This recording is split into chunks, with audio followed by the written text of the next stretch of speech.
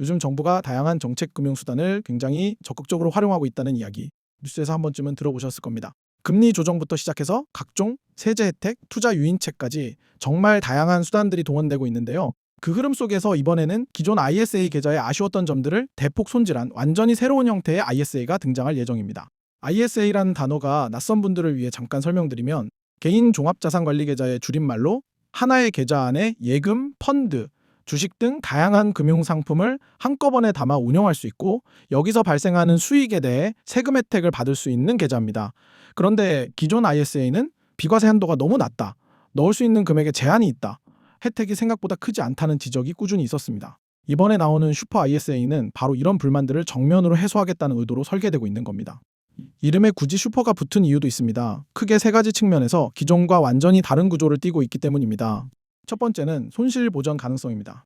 이 계좌에 투자 상품을 담았다가 손실이 발생했을 경우 정부가 그 손실의 최대 20%까지 채워줄 수 있는 구조가 논의되고 있습니다. 예를 들어 내가 투자해서 100만 원을 잃었다면 그중 20만 원을 정부가 보전해 줄 수 있다는 의미입니다. 이런 형태의 제도는 지금껏 없었던 구조입니다. 부동산으로 집중되는 자금 흐름을 어떻게든 주식시장 쪽으로 돌려놓겠다는 정책적 의지가 이 설계에 직접 반영된 결과로 볼 수 있습니다. 두 번째는 1인 1계좌 원칙이 예외적으로 적용된다는 점입니다.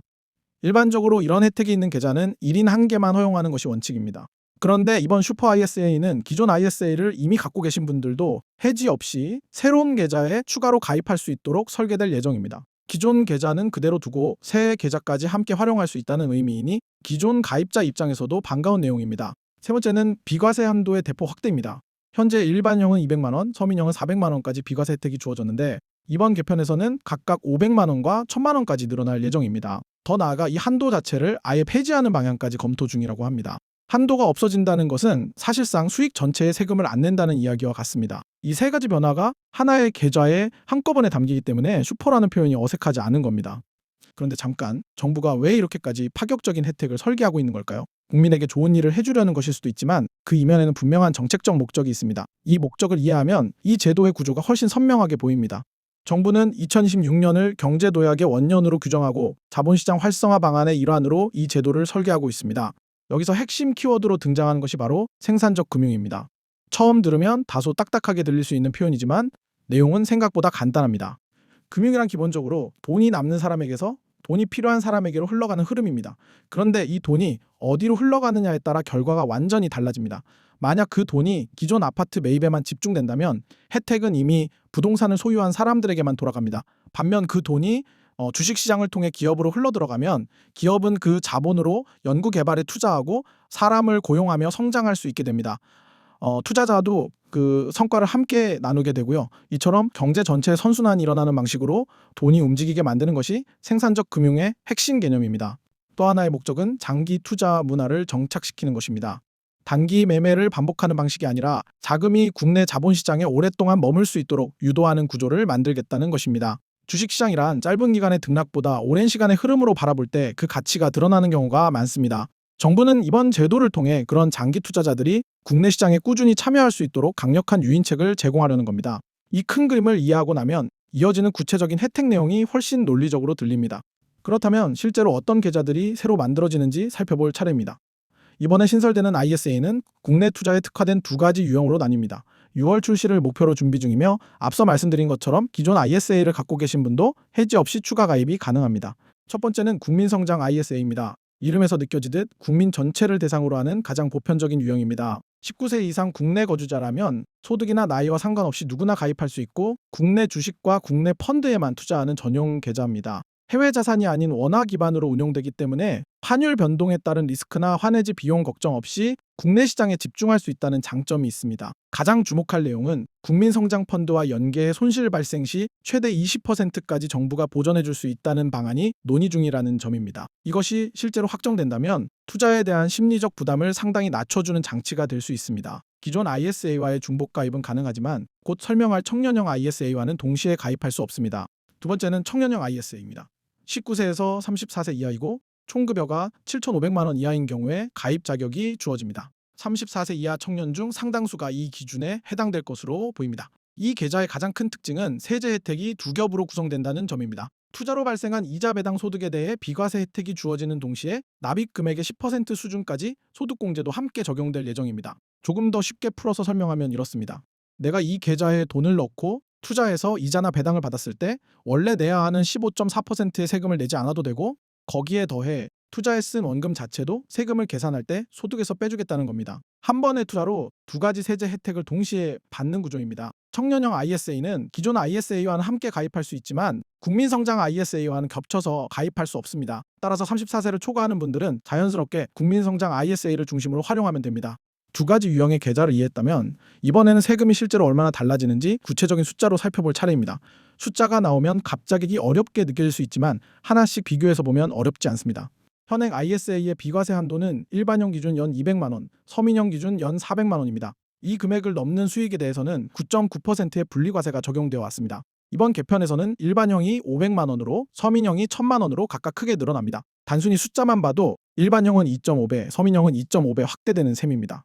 그런데 여기서 더 나아가 이 1000만 원이라는 한도 자체를 완전히 없애는 방안도 논의 중입니다. 한도가 사라진다는 것은 수익이 얼마가 됐든 그 전체의 세금을 내지 않아도 된다는 의미입니다. 기존 계좌를 해지하거나 새로 개설할 필요 없이 비과세 혜택 범위 자체가 넓어지는 방식으로 적용됩니다. 세율 부분도 변화가 있습니다. 비과세 한도를 초과하는 수익에 붙던 분리과세 세율이 현행 9.9%에서 5% 수준으로 낮아지는 방안이 추진 중입니다. 일반적인 이자 배당 소득세율이 15.4%인 것과 비교하면 ISA 계좌를 활용할 경우 최대 10%포인트 이상 낮은 세율이 적용되는 구조가 됩니다. 만약 비과세 한도까지 완전히 폐지된다면 이 분리과세 항목 자체가 의미 없어지겠지만 한도가 1000만 원으로 유지되는 방향으로 결론이 나더라도 그 초과분의 5%만 납부하면 됩니다. 어느 쪽으로 결론이 나든 현재보다 세부담이 크게 줄어드는 방향임은 분명합니다. 이처럼 비과세 범위가 넓어지고 세율도 낮아지는 구조에서 기존 계좌를 유지하면서 새 유형에 추가 가입하면 두 가지 혜택을 함께 누릴 수 있는 방식도 가능해집니다. 비과세 한도가 각각 따로 적용될 수 있기 때문입니다. 숫자와 제도 설명만 들으면 현실적으로 얼마나 도움이 되는지 체감하기 어려울 수 있습니다. 조금 더 구체적인 상황으로 풀어서 생각해 보겠습니다. 매월 일정 금액을 꾸준히 모아가는 분이 있다고 가정해 봅시다. 이 금액을 전부 저축으로만 운용하는 방식과 절반은 저축으로 두고 나머지 절반은 S&P 500이나 나스닥, 코스피 관련 상품을 ISA 계좌에 담아 운용하는 방식을 비교해 볼 수 있습니다. 후자의 경우 세제 혜택과 복리 효과가 함께 작용하면서 동일한 납입금으로도 목표 자산에 도달하는 기간이 저축만 할 때보다 1년 6개월가량 단축될 수 있다는 시뮬레이션 결과가 제시된 바 있습니다. 물론 이는 특정 수익률을 보장하는 것이 아니라 세제 혜택이 결합되었을 때 나타날 수 있는 구조적 가능성을 보여주는 수치입니다. 시장 상황에 따라 결과는 달라질 수 있습니다.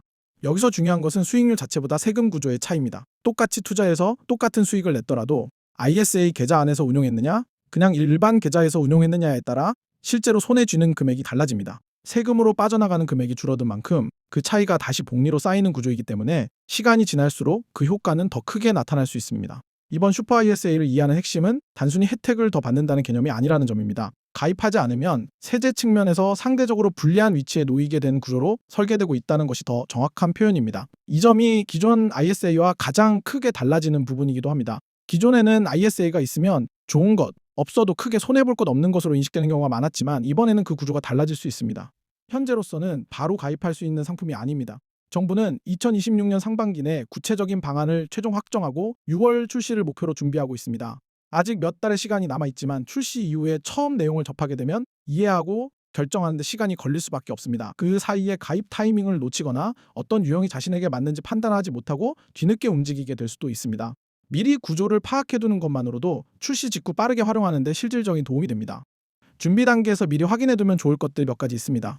우선 현재 자신이 기존 ISA에 가입되어 있는지 여부를 확인해두는 것이 좋습니다. 가입되어 있다면 해지할 필요 없이 유지한 채로 새로운 유형에 추가 가입하는 방식이 가능하기 때문입니다.